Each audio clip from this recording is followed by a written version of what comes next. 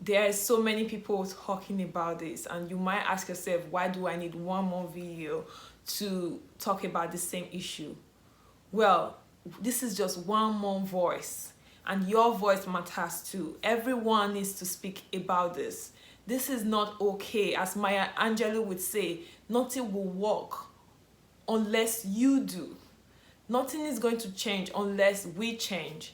So the change starts with us, and it starts with a conversation like this, and that's why I'm encouraging you to hold on and hear my voice. Yeah, I know when you probably hear my story, you're probably expecting to hear a police brutality story. No, my story is about ignorance, and I think a lot of us act out of ignorance, and I want to share that story with you. When I first moved to the United States for my master's, this was the first time I ever heard about blackness. Like, in my country, everyone is black. People are just people. Yes. Like, all I see is people. Like, foreigners that come, we just call them foreigners. And we appreciate them. We want to know who they are. We respect them. They are foreigners in our country. They are treated as such, as guests, as visitors. And everyone else is just black. People are just different. They're just like people. There is no inequality based on your color. There is corruption, there is difference in social class, but if you go into an interview and you don't get it, it might be because someone is more influential than you, or if you go to a place and you're treated differently, it might be because your social class. None of those are right, but I'm just saying, because of your color, that was strange to me, because that's something I can't change. You can't change. No one in the world can change that. Like, for my social class, I can work hard tomorrow and be successful, and my social class will change. I can work hard tomorrow and be more influential, and my influence in the world will change. I can change that. But no matter how influential I am in life, no matter how successful I am in life, no matter how educated I am in life, I can't change being black, and I can't change myself to being white or orange or purple or pink or whatever color that I am blessed with. That was destined by God, not man. So to come to a country or a place where I am being judged on being human or inhuman because of what I have no control about, what you have no control about, that was surprising, and that was shocking to me. It took me a long time to understand that that even existed. It took me a lot of pain of attention, because initially when I explained certain things that would happen to me, I've never experienced police brutality, so I can speak to that. That doesn't mean it doesn't exist. That doesn't mean the fact that it doesn't happen to you, or it hasn't happened to you, and like, we now, thankfully to internet, we cannot see online. These things happen. Families are living through them.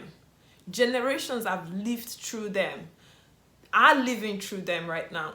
People on a daily basis are experiencing this discrimination, inhuman treatment, inequality, and it's so disheartening.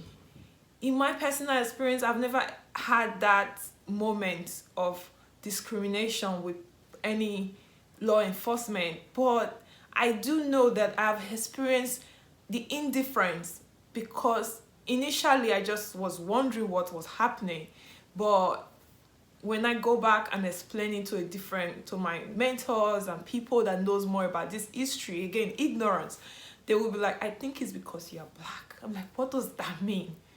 They'll be like, yeah, it does exist. I'm like, really? You said, yeah. So I became more aware, and I couldn't excuse it anymore, because the more I live in this society, the more I live through this experience. Like they say, you can never really know what people are feeling until you wear their shoes, until you are in their shoes. You might sympathize with them, you might read history, read news, try to get an understanding of what they're feeling. But until you live through an experience, go into a bar dressed up nice, your money's in your pocket to actually buy yourself a drink, and someone is on the other side who's supposed to be serving you, doing his job, looking at you and wondering what are you doing here, because they don't think you are worthy enough to sit at that table, not because of anything but because of the color you are blessed with. Yeah, that became more and more surprising to me. But one thing I never did was accept it. I couldn't accept it because it wasn't okay. But that might also be because for so long I grew up in a society where I'm not supposed to accept that. That isn't okay. That isn't the norm. So I can understand when people who have been living here for so long, who have been in this process for so long, can be this frustrated. Yes, when you have been trying for so long to express the discrimination, the inequality, you fight, you riot peacefully, you kneel, you lie down, you voice your concerns in a lawful way as many times as possible, but it seems like people aren't getting it, or they do get it, but because it's comfortable or it doesn't affect them as much as it does affect you, your children that is to come, the one before you,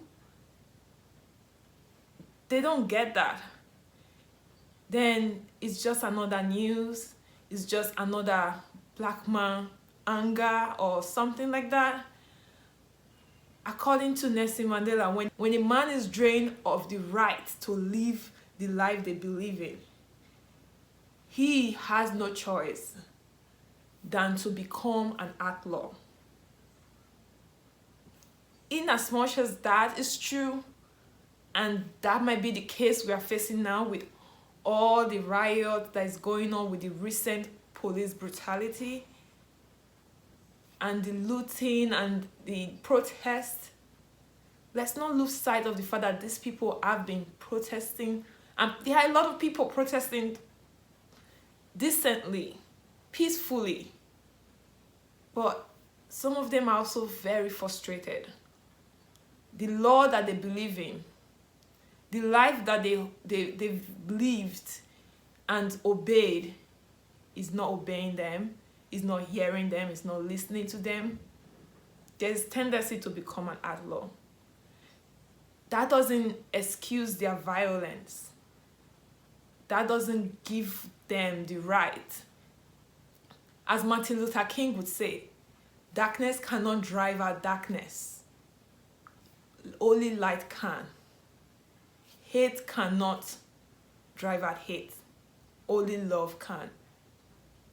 So, I understand the pain of those rioting right now, looting, destroying things, but I do not support it, but I understand it.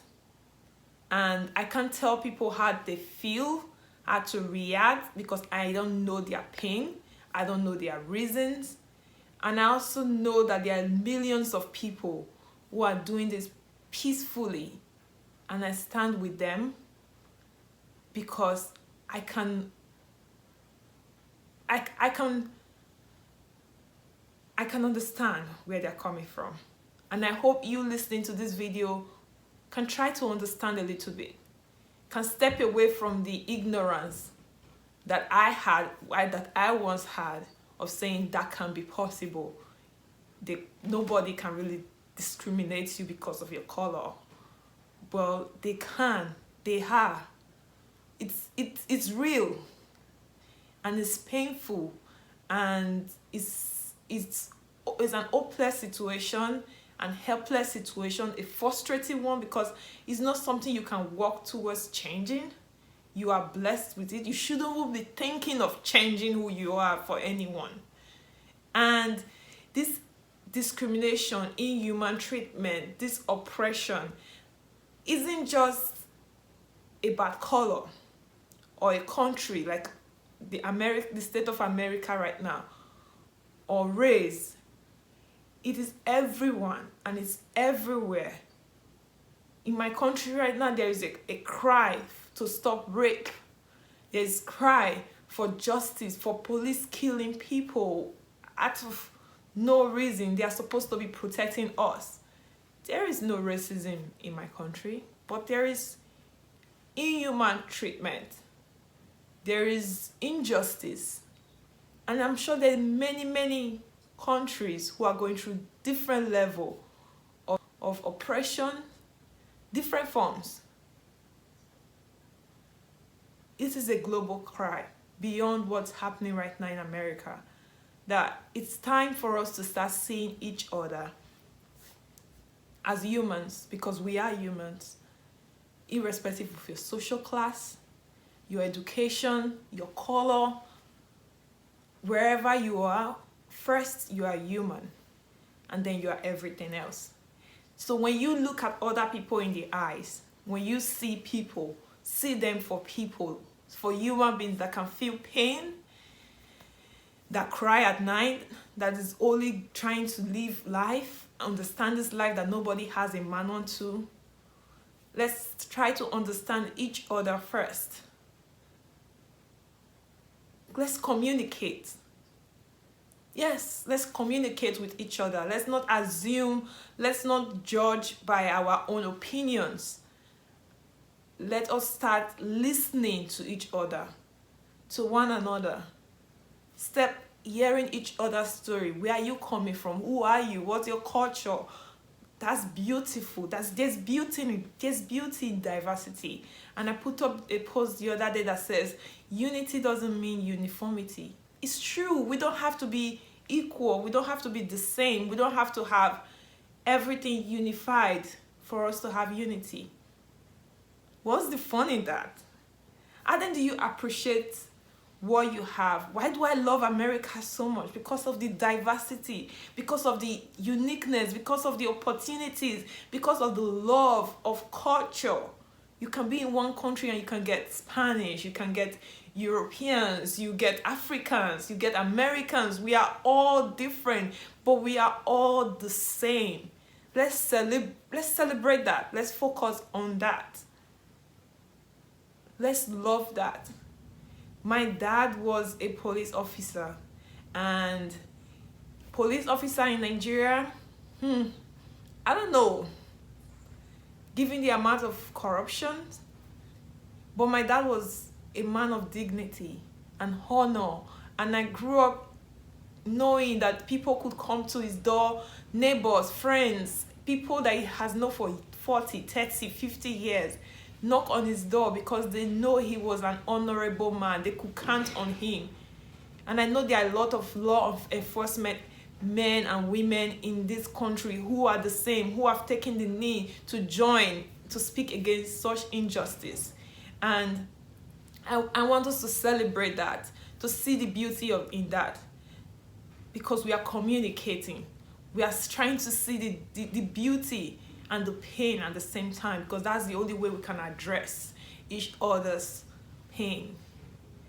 At the same time, let us not, because of that, close our eyes against the few ones who are doing it all wrong, who wear that armor of uniform, and use that to discriminate as an oppressive armor when it's supposed to be a protective guard. We shouldn't be afraid to speak up. Yes. So all of you speaking up right now, thank you. Listening to this video and can't wait to share it with your friend, thank you. Because the fact that we know that there are many, many police officers out there really, really genuinely protecting us and doing their diligence to keep this country safe, to keep my country safe. There are also a few others who are wolves in sheep clothing, and we should not be afraid to get them out, because if 10 apples are good and one is bad, if you don't get out one, it might eventually corrupt all 10. So we owe it to ourselves. And as we look into the more structural angle, let's also look at the individual angles.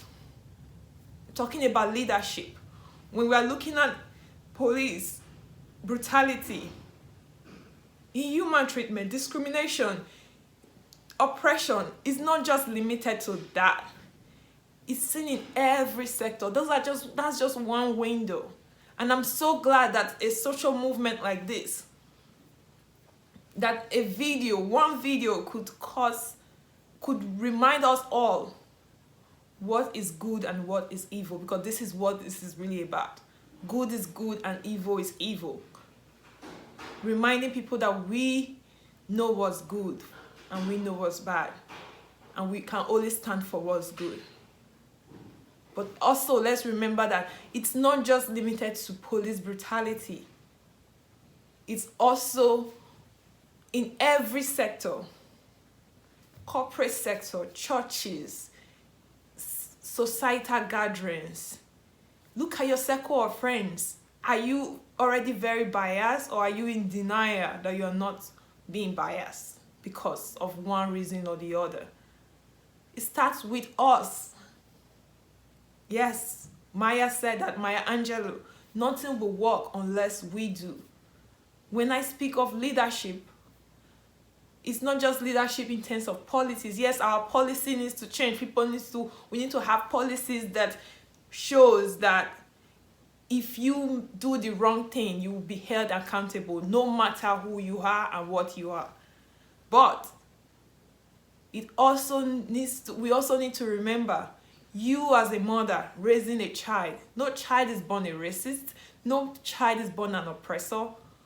You have a duty to your society. My Nigerian mothers, my American mothers, everyone, the global mothers, people bringing up the next generation, the hope we have for the next generation is you. How are you raising those kids?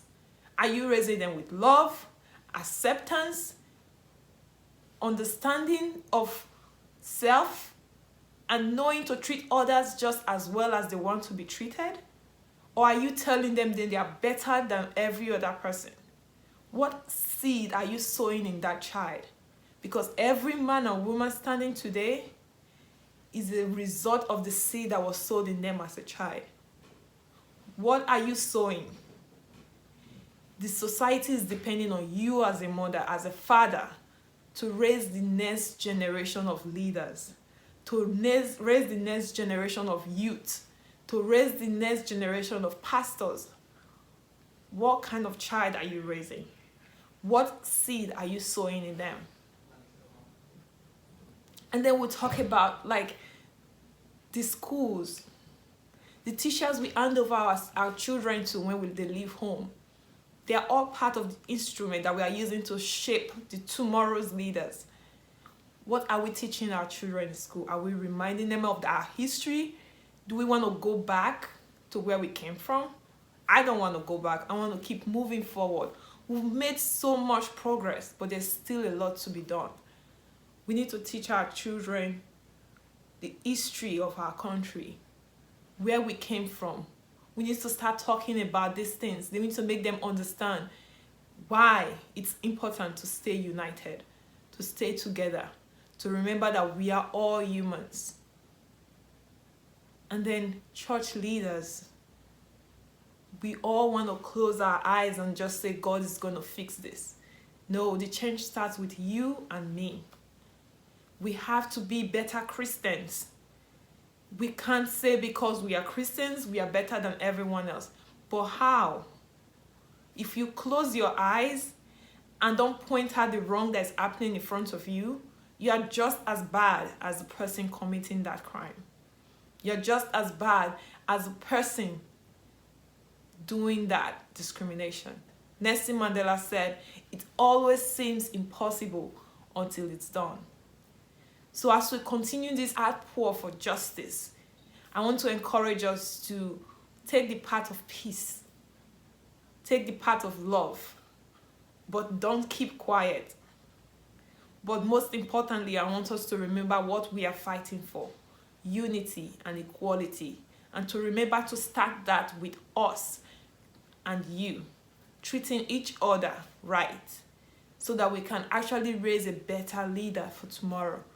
we can set a better example for tomorrow. So to the families who have lost their loved ones, I'm sorry our society is the way it is. I have been a victim of violence and I was told to keep quiet because that's the way the society expects it to be. But thank God, like, life wasn't the way it was when I went through my violence. Life is better now. People are there to stand up and speak for you. Share your voice, but share it in love. Share it in peace. Let people hear your story. Take action. If you're in position of power to make change, please do. Together, we are stronger. In unity, we are better.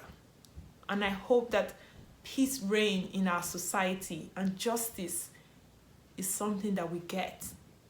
We don't have to fight for because it's our right. And that the law and the rights and the life that we'll be living stands for us and not against us.